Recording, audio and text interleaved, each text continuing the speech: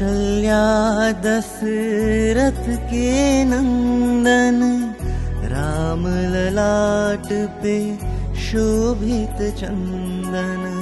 रघुपति की जय बोले लक्ष्मण, राम सिया का हो अभिनंदन। अंजनी पुत्र पड़े है चरण में, राम सिया जपते तन मन में। मंगल भवन अमंगल हारी, द्रबहु सुदशरथ अचर बिहारी। राम सिया राम जय जय राम। राम सिया राम जय जय राम। राम सिया राम जय जय राम। राम सिया राम जय जय राम।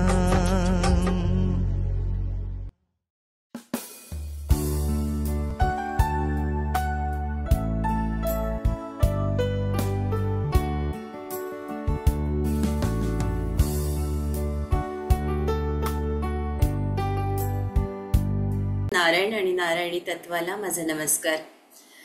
काल सीतायनाच्या मागच्या भागात आपण बघितलं अरुंधती माता आणि वसिष्ठ महामुनींची गोष्ट, पण याच्यातून आपण काय शिकतो आहोत ते लव आणि कुश यांच्या आणि मातेच्या संवादातून आज थोडंसं उलगडतंय। माता त्यांना गोष्ट सांगते राजा कौशिकची, की राजा कौशिक आला आणि त्यांनी आक्रमण केलं, त्याचा पाठ कसा घ्याल तुम्ही यावर संवाद सुरू आहे। आणि माता त्या जगाबद्दल त्यांना ती ओळख करून देते, असं जग की ज्या जगात कुठेही राग द्वेष मत्सर शाप हेवे दावे असं काहीच नाही, एक ताऱ्यांचं सुंदर जग जिथे फक्त प्रेम आहे, श्रद्धा आहे आणि विश्वास आहे। या जगात आहेत माता अरुंधती आणि त्यांच्या मुली, त्यांचं रक्षण करतात आहे वसिष्ठ महामुनी। या जगाची कल्पना जेव्हा त्या देतात आहेत तेव्हा कुठेतरी ते आपल्यालाही हेच सांगतात आहे, असं जग तुम्हाला तुमच्या घरी निर्माण करायचंय, असं जग तुम्हाला या विश्वात निर्माण करायचंय। कुठेतरी सूचना आपल्यालाही माता देतात आहेत। आणि त्या सगळ्या जगाला वसिष्ठ महामुनी कुठल्या नजरेनं बघतात आहेत, एका पित्याच्या नजरेने आणि माता एका मातेच्या नजरेने। म्हणजेच आपल्याला सगळ्यांना माता आणि पिता म्हणून या विश्वाकडे कसं बघायचंय हा व्यापक दृष्टिकोन महामुनी आपल्याला देतात आहेत। दुसऱ्या भागात जेव्हा आपण बघतो तेव्हा एक असं लक्षात येतं की मातेला म्हणजे सीता मातेला गाय खूप आवडते, तर तिची मुलं तिला विचारतात की तुला गाय म्हणूनच आवडते का गं? तर ती त्यावर म्हणते हो, मला गाय म्हटलं की माता कामधेनूची आठवण येते आणि तिच्यावर जे माता अरुंधतीचं प्रेम होतं ते प्रेम मला आठवतं। तिने कामधेनूकडे ती गाय म्हणून कधीच बघितलं नाही, तर आपली लेक म्हणून तिच्यावर प्रेम केलं।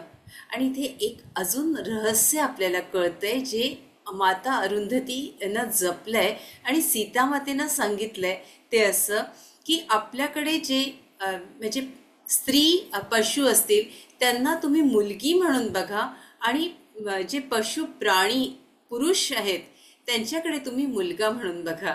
किती छान हा दृष्टिकोन आपल्याला दिलाय ना, की ते आपलं मूल आहे समजा, मुलगा म्हणा किंवा मुलगी म्हणा, आणि तसं म्हणून त्याला तुम्ही स्वीकार करा। हा एक दुसरा दृष्टिकोन इथं मातेनं दिलाय। आणि आणखीन तिसरी गोष्ट याच्यातलीच महत्त्वाची थोडीशी जी कळली ती अशी सांगते की इथे अरुंधती मातेनी आपल्या कामधेनूची ही माझी मुलगी आहे जेव्हा त्यांनी ती स्वीकारली मुलगी म्हणून, तिचं रक्षण केलं। कारण त्यांना कळत होतं हा राजा कौशिक हा स्वतःच्या स्वार्थासाठी तिचा उपयोग करून घेईल आणि हे धर्माच्या विरुद्ध आहे, मग धर्माच्या विरुद्ध कुठलीही गोष्ट मी खपवून घेणार नाही, असा आक्रमक पवित्रा मातेनं घेतलाय. पहिले तर त्यांनी विनंती केली, दुसऱ्यांदा त्यांनी हात जोडले आणि तिसऱ्यांदा त्यांनी वसिष्ठ महामुनींच्या बरोबर त्या समर्थपणे उभ्या राहिल्या की ठीक आहे, युद्ध तर युद्ध, पण आता मी माझ्या मुलीला जपणार आहे. आणि त्याचे जे परिणाम होते की त्यांना त्यांची मुलं गमवावी लागली, पण त्यांनी धर्माचं रक्षण केलं आणि स्वतःच्या मुलांचा त्याग केला. ही केवढी मोठी गोष्ट मातेने केली आहे की जो आपल्याला एक आदर्श व्यक्तिमत्व कसं असावं हे आपण मातेकडून शिकतो आहोत. इथे आणखीन एक महत्त्वाची गोष्ट आहे. मुलं विचारतात की मग त्या राजाचं पुढे काय झालं. माता हसून म्हणतात, अरे त्या राजाचं विश्वामित्र नाव ऐकलंय का? हो. हां, मग त्या राजानं इतकी तपस्या केली की त्याचं नाव विश्वामित्र पडलं. आणि एक दिवस जेव्हा वसिष्ठ महामुनी ध्यानात होते तेव्हा त्यांना चाहूल लागली आणि त्यांना गायत्री मंत्राचा आवाज ऐकू आला. त्यांना काय समजायचं ते समजले. वसिष्ठ महामुनींच्या कुटीमध्ये आज विश्वामित्र म्हणजेच एकेकाळचा कौशिक राजा आला होता आणि त्याला त्याची चूक कळत होती. तो प्रायश्चित्त मागण्यासाठी किंवा मला क्षमा करा ही याचना घेऊन आला होता. आणि मग महामुनी त्याला म्हणाले की मी तुला क्षमा केली आहे. अरे केवढी मोठी गोष्ट तू तुझ्या साधनेतून निर्माण केलीस. गायत्री मंत्राचा शोध लागला. गायत्री मंत्र या जगाला उद्धरून टाकेल. मला तुझा अभिमान वाटतो. या वाक्यावरून वसिष्ठ महामुनी केवढ्या मोठ्या मनाचे होते हे आपल्याला समजतं. आणि नंतर विश्वामित्र म्हणजेच कौशिक महाराज त्यांना म्हणतात की तुम्ही तर मला क्षमा केली, पण मला माता अरुंधतीची क्षमा मागायची आहे आणि त्यांनी मला क्षमा करावी, कारण त्याशिवाय मी मुक्त होणार नाही. आणि नंतर तो माता अरुंधतींच्या कुटीमध्ये जातो आणि माता अरुंधतींना क्षमा मागतो. त्यावर अतिशय मोठ्या मनाच्या माता अरुंधती त्याला क्षणात म्हणतात, काहीतरी वाईटातून चांगलं घडत असतं. ठीक आहे, तुम्ही तुमचं जग निर्माण केलं, एक प्रभावी जग तुम्ही यामुळेच निर्माण करू शकलात. आणि बघा ना, माझ्या मुलींनी सुद्धा एका सुंदर जगाची निर्मिती केली. मी तुम्हाला क्षमा केली आहे. किती मोठी गोष्ट आहे हो ही, की एवढी मोठी घटना घडून सुद्धा त्या माय माऊलीनं कुठंही इतकासा सुद्धा किंतु परंतु न ठेवता राजा कौशिकला, विश्वामित्राला क्षमा केलेली आहे. लव आणि कुश मातेकडे नुसते बघत असतात. मग तुम्ही काय शिकलात यातून? त्याच्यावर लव म्हणतो की माते, कुणी कितीही मोठी चूक केली तरी त्याला क्षमा करायला हवी. यावर इथे माता त्याला सांगतात की लव, क्षमा करायला हवी, पण त्या चुकीची, अपराधाची जाणीव त्या व्यक्तीच्या मनात झाल्यावर ती क्षमा व्हायला हवी. मला वाटतं इथे खाली एक रेष ओढून घ्यावी आपल्या मनाच्या, हृदयाच्या गाभाऱ्यात. जेव्हा आपण ही गोष्ट लिहितो आहोत तेव्हा की त्या व्यक्तीला त्याची जाणीव झाल्यावर आपल्या बाजूनी तर आपण क्षमा करतोच, पण ती व्यक्ती किती गंभीरपणे ती गोष्ट घेते आहे याचाही विचार व्हायला हवा. आणि नंतर कुश, तू काय शिकलास रे? त्यावर कुश म्हणतो की आई, मी त्या मुलींचा विचार करतोय ज्यांनी हे जग निर्माण केलं. अरुंधती मातेजवळ मुली होत्या आणि त्याच्यामुळे ते त्या जगाची निर्मिती करू शकल्या. पण तुझं काय? तुला मुली नाहीत ना, तुला 2 मुलंच. त्यावर माता म्हणतात की माझ्या बाबतीत असं काही घडणार नाही आणि मला मुली जरी नसल्या तरी मला नाती होतील. दोघांनाही एक एक मुलगी होईल आणि तितक्यात सोमा येते. सोमा, या नाती बघायला मी नसेन. अगं, लव आणि कुशच्या बायका बघायला सुद्धा मी नसेन, पण त्या मी तुझ्या डोळ्यातून बघेन.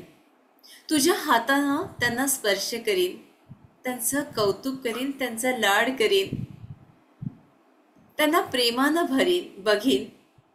तुझ्या हातानं, तुझ्या डोळ्यानं, तुझ्या हृदयानं मी हे सगळ्या गोष्टी जाणून घेईन. आता सोमा थोडी घाबरते, डोळ्यात पाणी येतं. असं कसं माते म्हणते? अगं, तू किती तरुण आहेस. तू असा विचार तरी का करतेस आणि कसा करू शकतेस ग? मातेची डोळे पाणावतात आणि माता म्हणते, अगं, मी सहज बोलले. तुला काही काही गोष्टींची तयारी करायची ना सोमा, त्यात ही पण तयारी तुझ्या मनाची असू दे. मनाला थोडं कठोर कर. तुझ्या डोळ्यातून मला पुढचं जग नक्कीच बघायला आवडेल. आणि आता पुढे काय होतं ते पुढच्या भागात. मला वाटतं इथेच थांबूया. खूप मोठा एक शिकवण मातेनं आपल्याला दिली आहे. क्षमा, क्षमा आणि क्षमा. प्रत्येक गोष्टीसाठी क्षमा. कालच एक मैत्रिणीशी संवाद साधत होती आणि धन्यवाद याच्यावर आम्ही बोलत होतो की ती म्हणाली की आपण आपली पिढी समजते, पण जी नवीन पिढी आहे त्यांच्यापर्यंत हे कसं जाईल ग? ते लोक धन्यवाद देतच नाही. आई वडील इतकं करतात, त्याची जाणीव त्यांच्या हृदयात नसते आणि एक कोरडेपणा असतो की माझ्यासाठी काय केलं. बरोबर ना मास्टर्स? घराघरातली ही समस्या आहे. घराघरात अनेक गृहिणींनाही जाणवतं की ही जी नवीन पिढी आहे ती कितपत आपल्याला गंभीरतेने घेते. आई बिचारी सकाळपासून रात्रीपर्यंत अगदी दळण दळावं ना तसं आपल्या संसारासाठी झिजत असते, कष्ट करत असते, पण त्या घरात येणाऱ्या सुनेला, त्या घरातल्या मुलांना, मुलींना तिची कितपत जाणीव असते. आणि हे धन्यवाद आपण देतो का? केवळ धन्यवाद देण्यानं सगळं जग बदलू शकतं. खूप काही गुपित आहेत मास्टर्स, तुमच्यापर्यंत पोचवते तुर्तास. धन्यवाद सकाळपासून रात्रीपर्यंत देत जावे, अगदी प्रत्येक गोष्टीसाठी. मास्टर्स, मी तुम्हाला सगळ्यांना धन्यवाद देते. नमस्कार. तुमचा दिवस खूप आनंदात आणि सुरक्षित जाओ. खूप खूप धन्यवाद. जय श्रीराम. भेटूया. जय श्रीराम. जय श्रीराम. जय श्रीराम.